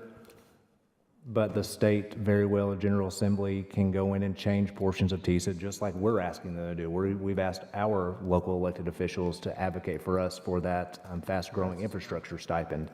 And so I'm sure constituents or local elected officials from all over the state are looking at different areas that are important to them. The state board did approve their final rules, but now the State Department has supposed to be till January to release their TISA guide. And again, we talked about our retreat, it's looking more like March and April. This past year, even with BEP, we didn't get our final BEP estimates until July after our budget was well passed and county commission was already implemented when we got it from the state. I would imagine that's going to even be further behind this year with a new funding formula. So when do you predict the funding guide, the guide for They the say TISA? January. Realistically, I think April at the earliest. April, okay, At the earliest. the earliest. In my opinion, for what it's worth, I think we won't know until after the 5-year roll out. Agree. Yeah, Because that's true. We won't truly know until then. Yeah. Agree. So it's going to be one of Yep. those. And the last thing I want you to have, so the Tennessee Organization of School Superintendents, TOSS, sent this out this week. So they asked districts for enrollment for the Tennessee Learning Loss Remediation and Student Acceleration Act. So 75 Tennessee superintendents responded. I responded. Kevin Whittington helped me with this, our assessment coordinator. This just gives you, out of the 75 districts, the total number of fourth grade students from the reported districts. And this is saying last year, how would this have impacted third grade students? So the number of fourth grade students reported was 31,698. Approximate number of Tennessee fourth graders is 70,000. That probably tells me Memphis and Shelby didn't reply, would be my guess, because we've got about 3,500 ourselves. The percentage of Tennessee fourth grade students reported, you'll see about 45%. But what I wanted to kind of call your attention to is based on this year's data. If you look at the very bottom, about 63% of students would be in the below or approaching categories. And so we would be looking at last year, 19,000 third graders would have had the potential to be retained but again, they do have the option for tutoring, for summer programming, but that is if nothing occurred, you're looking at almost 19,000 students that were eligible for retention. So just wanted to bring that up, and I kind of covered my director's update along with the financial stuff. I would like to offer a hall pass for Ms. Rosales, since we've been out of town for the Tennessee Legislative and the federal regulations. I got something. Oh, you do? Okay, I'm Yeah. sorry. No, that's okay. That's fine. So, Katie and I, we went to a training over the new law that was passed about Tennessee's prohibited concepts in curriculum and instruction law. And one thing that they suggested, which I think it is something that is worth to be noted and to bring up, is to create a compliance action plan for the district. So when we do have it. I thought it was Mount. Okay, well, great. Well, we're already ahead of the ball. I heard of the curveball.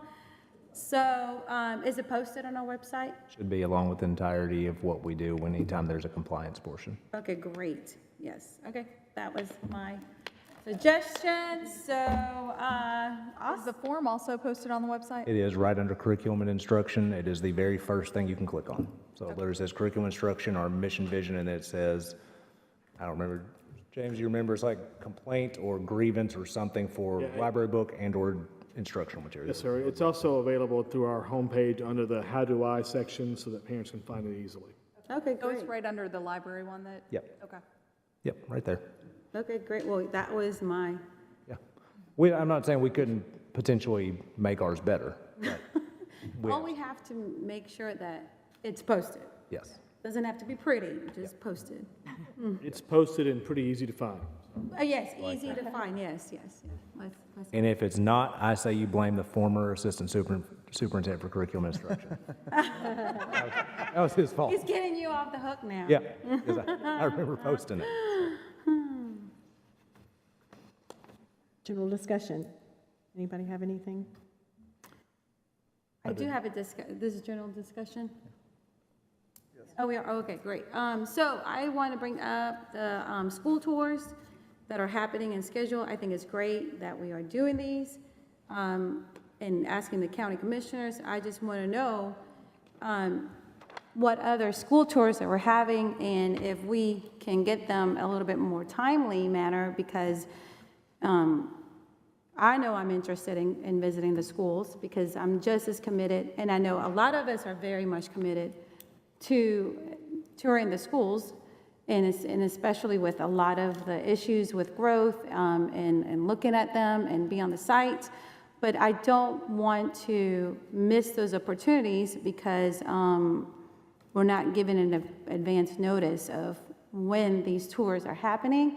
So I just would like to request to have them a little bit more ahead and to know what they are and with the purpose for us going, and what schools are we're going to be touring.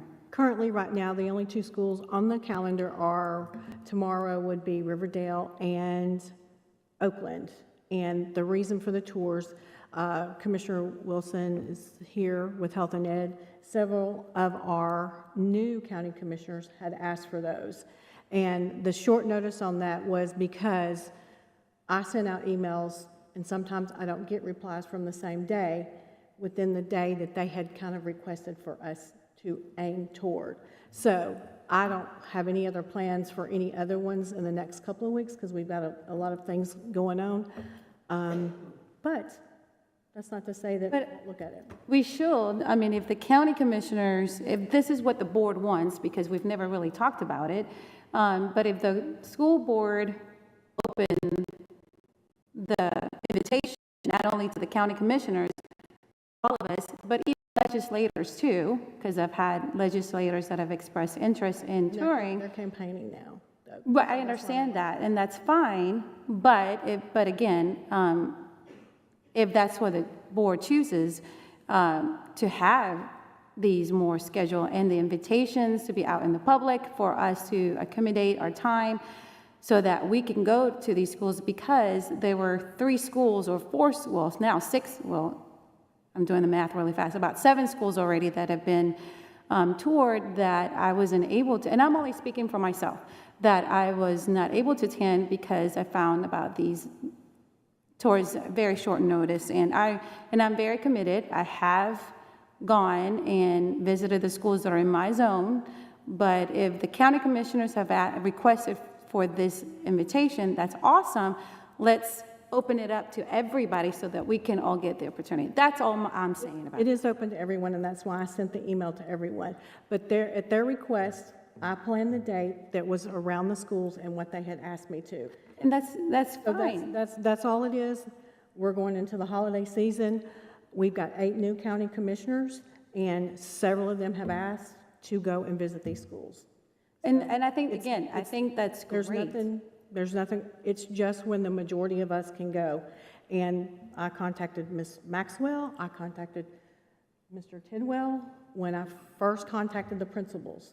So when they pick a date, I send emails out to the principals and say, can we come on this date?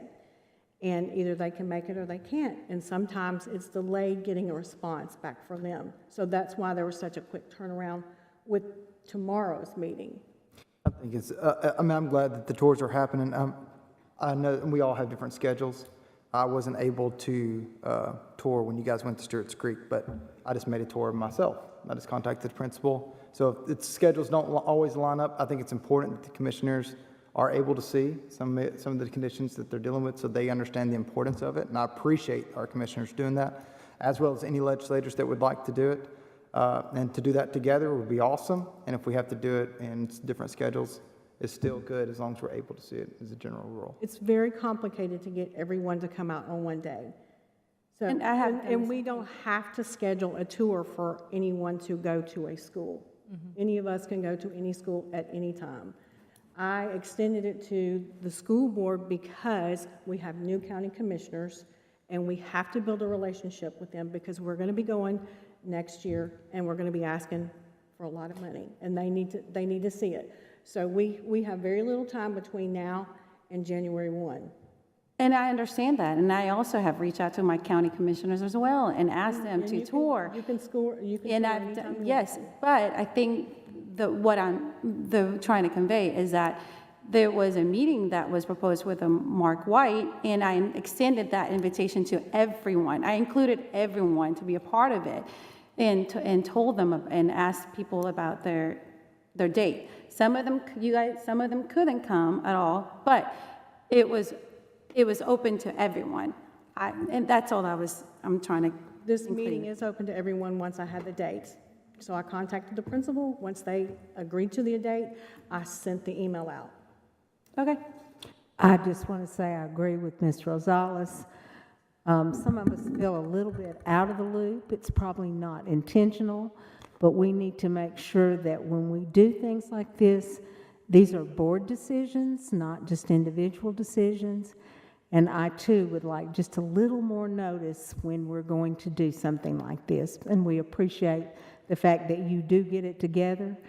Maybe we can just say, folks, we've got to do it in time for me to let my people have time to rearrange their lives. So I agree with Ms. Rosales. Thank you for your comments. Mr. Coy. Going back to our discussion on our capacities, this sheet that I think you do, Trey, it's very fine print, hard to read. Is there any way we can separate that out by grade band, look at putting all the elementary schools and maybe all the middle schools and high schools together? Yep, no problem. We got it. It's a living organism that continues to evolve, so you tell me what you want and I'll make it that way. It'd just be easier to read. I was sitting here trying to crunch some numbers and, we're talking about our elementary schools. We have over 3,000 seats, so we're actually 3116, quick math here. We only have 562 in schools that don't have capacity. And 2 of those schools are the 2 schools we've been talking about.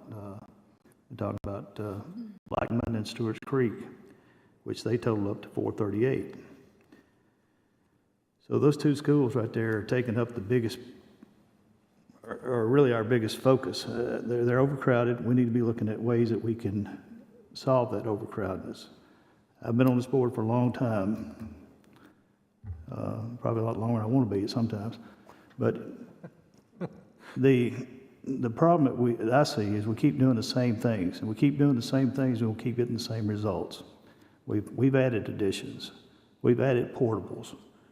Those are short-term solutions to long-term problems. We have got to start thinking outside the box and figuring out other ways to handle these problems. And just like these annexes, if we come in here and build an annex onto Stewart's Creek, where's that going to put us capacity-wise? Are we going to get over to 1,200, 1,400, 1,500 kids? We're just going to break even. And I don't want elementary schools that big. I think it's a problem. Because we say in our statement, mission statement, that we want equity in our classrooms and for our students. This is not giving us equity when we got one school at 400 or 500 and we got another school at 1,400 or 1,500. It's not fair to the administration, it's not fair to the parents or the students. So we need to start thinking outside the box and looking at ways that we can do this. If our school is overcrowded, we need to put no vacancy signs on those overcrowded schools. And we need to start figuring out how we're going to get them into these 3,116 seats that are open. Now, I know that's not probably a popular thing for a lot of parents to have to move their kids, get rezoned or whatever. But going back to what Mr. Evans was saying, if we got some volunteers that's willing to volunteer and go to these schools, that helps us a great deal. And we need to be considering that. There's just a lot of moving parts to this thing that we need to really get nailed down before we start making hard decisions on spending the amount of money we're being asked to spend. Spending $1.2 million on portables, I'll never vote for that. That is not something I will support. It's a waste of time, it's a waste of money.